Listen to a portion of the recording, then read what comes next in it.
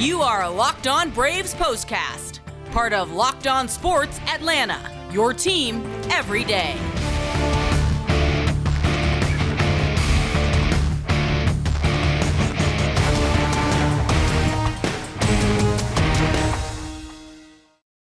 The Braves returned home to Truist Park, and they carried over their winning ways from the recent road trip. And now it's 6 in a row for the suddenly red-hot Atlanta Braves. And what a game it was for Kyle Wright, Ronald Acuna Jr. and company as they welcome the Oakland Athletics to town on Tuesday night. And began just as picked up right where they left off from the road trip with a 3-2 victory. Welcome into the Braves Postcast. I'm Grant McAuley. He's Jake Mastroianni. This is part of the all-new Locked On Sports Atlanta. We hope that you have already hit subscribe, but if you haven't, go ahead, hit that button, enable those alerts so that you'll get a notification anytime we drop a new episode. And if you like this postcast, you're going to love everything else that Jake has coming for you all summer long. So make sure you're subscribed to Locked On Braves wherever you get your podcast. Well, let's talk about not just being locked on, but let's talk about being locked in, because I think that Kyle Wright went right over a speed bump in the first inning and turned in one of the best performances of his career as he pitched 8 innings and mowed down the Oakland Athletics in Atlanta's 3-2 win. What a performance, Jake. Yeah, absolutely. And like you said, giving up 2 in the first inning, things could have gone sideways for him. I didn't think he'd pitch particularly bad in that first inning. The A's just found some holes. He made a mistake to Elvis Andrus, and Andrus shot it through the gap the other way. But yeah, I didn't think he pitched bad in that first. He settled down and did what he needed to do against, honestly, an Oakland A's offense that is not very good, one of the worst in all of baseball. But don't discredit what Kyle Wright did coming back after that inning and going 8, like you said. Just really great performance by him. Yeah, we're going to talk a lot more about Kyle Wright. We're also going to be talking a lot about Ronald Acuna Jr. If you're wondering, hey, where's the power been for this guy? Well, he showed you in Colorado he can hit a long home run, but that's Colorado. He also showed you at Truist Park he could hit not 1 but 2 home runs, and that helped the Braves match the Oakland Athletics run scoring, the early output. And then it was Guillermo Heredia, the late add to the lineup, who hit the go-ahead home run in the 7th inning to help the Braves win this game. Let's jump inside the line score for game number 56 for the Braves. Game 1 of 2, this very brief series against the Oakland Athletics. A's dropped to 20-37, 2 runs, 5 hits, no errors for them. Braves are 29-27, 3 runs, all on solo homers, 9 hits, no errors for Atlanta on the night. Kyle Wright picking up the win. He's now 6-3. Lou Trevino was the man who served up the home run. It was first pitch and gone, a leadoff blast in the 7th inning for Guillermo Heredia, not Ronald Acuna Jr. It was a leadoff blast from Guillermo that put the Braves on top. Trevino drops to 1-4.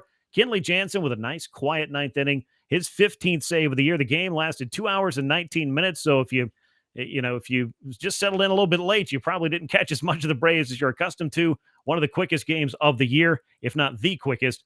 And 33,981 fans were at Truist Park to see it. And, Jake, they filed in and got to see what I feel, again, was one of Kyle Wright's best performances, his line on this night. Keep in mind the first 3 hitters all reached, all with hits, and it was 2-0 Athletics, about quick as you could settle into your seat at Truist Park. But 8 innings of 5-hit ball, only those 2 runs, no walks, and 7 strikeouts. And Kyle Wright mowed down the last 14 hitters in a row to close out this performance. I loved seeing him go back out there in the 8th inning. I love the result even more than that. But we just continue to see Kyle Wright prove to you that this is not just some kind of blip on the radar where he strings together 2 or 3 good starts. This is Kyle Wright. Yeah, and I loved this performance. I mentioned at the top, the A's are not a very good offense, but you still have to go after these guys. And that was my key on Locked On Braves previewing this game, is want to see Kyle attacking the zone. He did that in the first inning, and like I said, the A's happened to find a couple of holes and scored a couple of runs. After those first 3 hitters, though, just 2 hits the rest of the way. And the big key for me, no walks. And he walked 5 guys his last time out in Colorado. Still ended up being a solid start, but wasn't able to go as deep as he was in this one because of all those walks. So he was attacking the zone early, 105 pitches, 74 of them for strikes. So I'd love to see that from Kyle Wright, who has really great stuff. And when he's trusting it in the zone, he's going to get weak contact like he did tonight, an average exit velocity of just 84.9 miles per hour, 20 swings and misses. He got 10 on that curveball, just had everything working, had some great defense behind him as well. Great catch from Michael Harris in center field. Yeah, and I loved the emotion. You talked about him going back out there for the eighth. I love the emotion of him coming off the mound. Mhm. Probably knew that was his last batter. Just an absolutely filthy curveball there to get the strikeout to end it, and just, pumping his fist. You don't see that much emotion out of Kyle Wright very often. So I loved seeing that there. And yeah, just what a great performance by him, especially again after what happened with the first three batters of the game, all reaching and being down 2-0. Just incredible. If there was any question over the first 4 years and the opportunities that he had prior to 2022 to prove himself in rotation, let me tell you, Kyle Wright is a major league starting pitcher, and he's continued to prove that every fifth day. I also looked at something kind of interesting just about who's behind the plate when Kyle Wright has success this year, because he's had quite a bit of it. William Contreras caught for the sixth time in 11 starts for Kyle Wright. Coming into this one, 30 and a third innings, a 1.19 ERA. William behind the plate again, two earned over 8 innings. So that ERA might bump up ever so slightly, but we're talking about an ERA sub 1.5. I know that William was down in Gwinnett when Kyle Wright was making all the important changes that have really helped him transform into the pitcher he is this year. I would imagine, Jake, that being familiar with your battery mate like that, that has to just be one more thing, one more layer of confidence, and just one more thing you have going for you. Yeah, absolutely. And look, William has made strides defensively this year for sure. I think it's been pretty obvious blocking pitches. And I think obviously being around Travis d'Arnaud more has probably helped him with calling games, because we know TDA does a great job of Mhm. that as well. But yes, the chemistry that Contreras and Wright had at Gwinnett last year, when, like you said, Wright really started to figure things out, I think that does help a ton. But yeah, Contreras in particular, I think he's shown now, I think, that he can be the catcher of the future for Mhm. Atlanta. I don't know that I would have said that last year, but with what we've seen this year at the plate, and I think the strides he's made defensively have kind of given me that confidence in him that he could be that catcher long term. Yeah, I think that he could. And I think so many people last year when he came up and he showed those flashes, he hit some home runs, but there were just nights that you looked at how I think the staff was handled and just what was going on behind the plate, particularly blocking balls and things of that nature, where it didn't really look like he was quite ready. And he got forced into action, let's be honest, because the Braves were trying anything they could to fill the void left by the injury to Travis d'Arnaud. And, you learn a lot through your struggles. You learn a lot by experience. And I think that William has taken that, what he was able to do in Gwinnett after the fact, and then came back in. And hey, Shea Langoliers got traded. He's an Oakland Athletics farmhand now. And this really opens the door for William Contreras to step up and look into what could be his role for the future. Even though the Braves do have Travis d'Arnaud under contract, Manny Pena under contract, opportunities find you. And opportunity has once again found William Contreras. He's making the most of it at the plate. Another multi-hit game for him. He's also making the most behind the plate, and that's something the Braves very much need to see. We'll talk a little bit about the offense because there wasn't a ton of it, but what there was certainly memorable on Tuesday night. But first, I want to tell you about Built Bar, because caramel brownie bars are available right now at built.com. You got to act fast because they are a fan favorite. They're going to go fast. Forget about dessert. These are better than dessert. 130 calories, 17 grams of protein, and only 4 grams of sugar. With Built Bar, tasty is the new healthy. Go to built.com to get your box of caramel brownie bars now. Use the promo code LOCKED15 to get 15% off your order. That is promo code LOCKED15 for 15% off at built.com. Now, things started out with a bang in the bottom of the first inning. It was Ronald Acuna Jr. back in Atlanta and back to hitting leadoff home runs and back to unveiling all of those wonderful celebrations that I guess is going to become a new thing, different style every time. He did the Trae Young collaboration on this night, and not one, but 2 home runs for Ronald. He also led off the third. It's his 8th multi-home run game, the leadoff blast for him, his 24th leadoff home run. So to start a game for the Braves, this guy, it's in there. We hadn't seen a ton of home runs, but if you date it back to Sunday, he homered in 3 consecutive plate appearances. That just lets me know that we've talked about the speed, we've talked about the stolen bases, we've talked about getting him back in the lineup, and the early returns have been good. He's looked a lot like Ronald Acuna Jr., which is what we expected. But Jake, the power display, a lot of folks were clamoring for that. Yeah, and you got it here, and you knew it was coming. But it's great to see him, getting back to hitting those majestic home runs, those no Mhm. doubters, and seeing the celebrations. I've lost count of how many he does going around the bases now, but it's fun to see. And obviously, him hitting the ball hard, 108.3 miles per hour on his first home run, 113.8 miles per hour on the second. I mean, these are the types of home runs we're used to seeing from Ronald Acuna Jr. So I think he's starting. I don't know, even know if he's just making an adjustment or what. I mean, he's been hitting the balls hard, just not getting the lift on them that we're used to seeing. Maybe he's adjusting to this new baseball. I don't know what it is, but I'm certainly glad to see it, here for it. He's already got the stolen bases.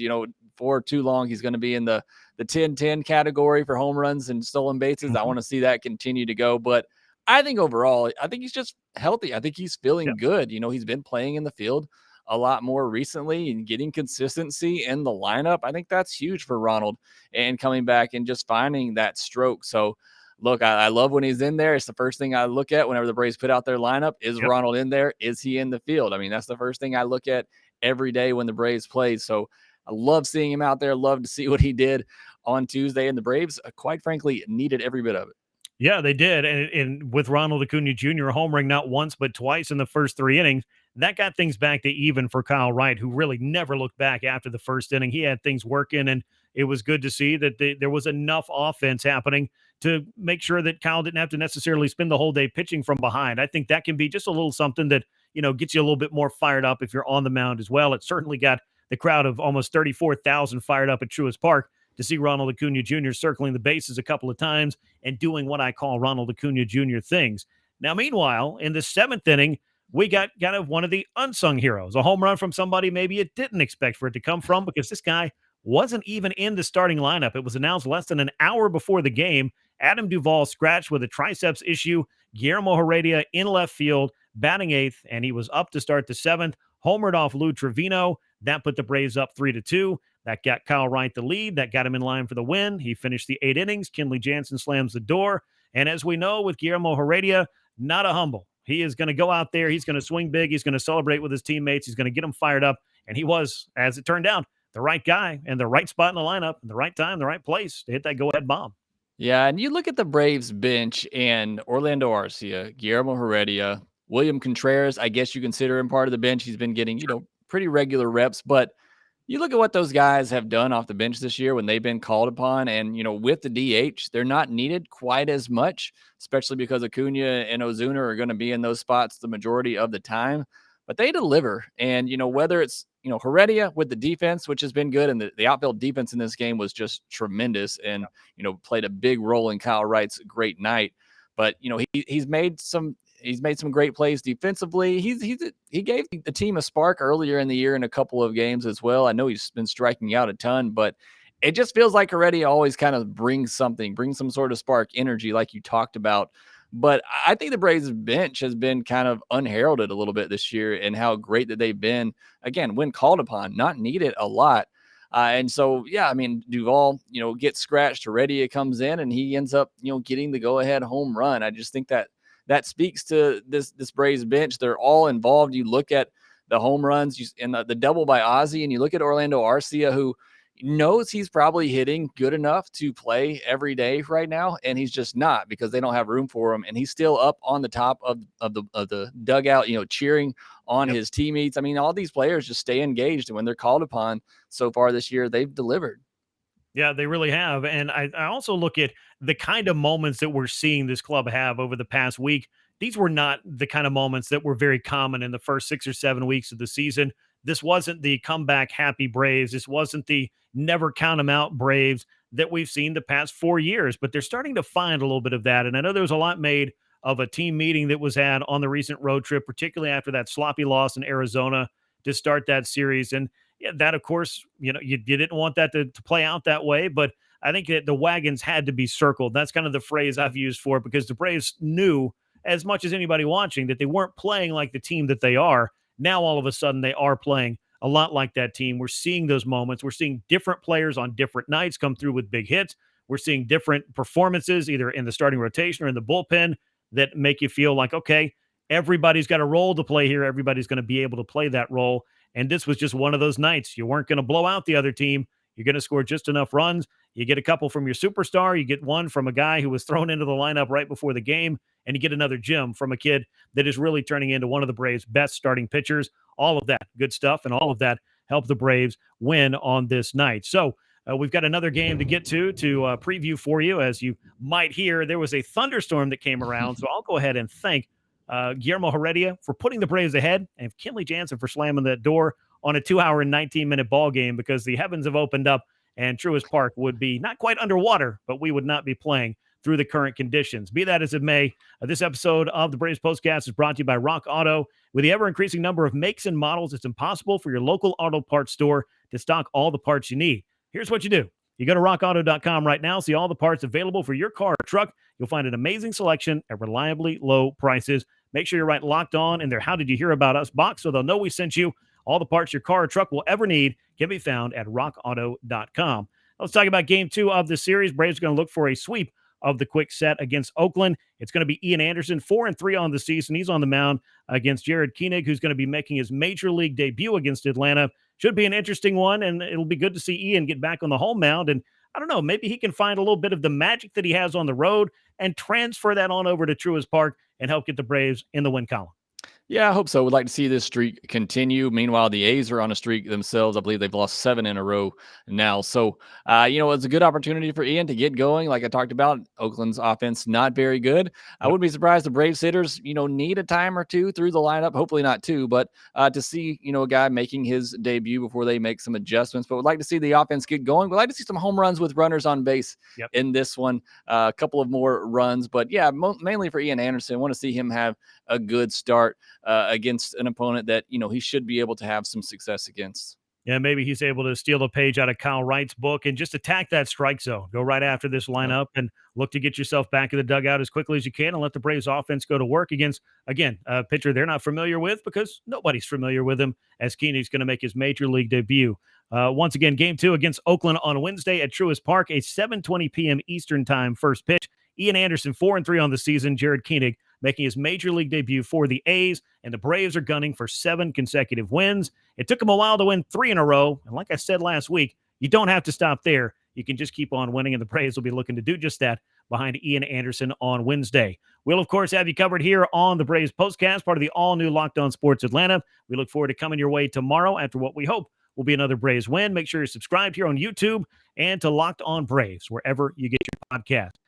He is Jake Mastroianni. I'm Grant McAuley. This has been the Braves Postcast following a 3-2 Atlanta win over Oakland. We look forward to talking to you tomorrow after another Braves win. Until then, so long, everyone.